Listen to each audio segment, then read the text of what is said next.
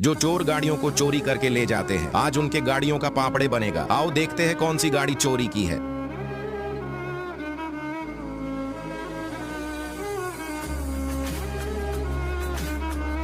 लगता है यही गाड़ी चोरी की है, लेकिन उसे देखने से पहले। बेटा, मुझे देखकर इग्नोर मत करना। इस बार जो भी एग्जाम में पास होना चाहता है मैं पास कर दूंगी, मगर मेरा भी एक काम करना होगा। तुम्हें इस वीडियो को एक लाइक और चैनल को सब्सक्राइब करना होगा और 5 सच्चे मित्र को शेयर करना होगा। और मेरे बेटे जाते जाते कमेंट में सरस्वती मान ले। और इसका तो पापड़े ही बन जाता है।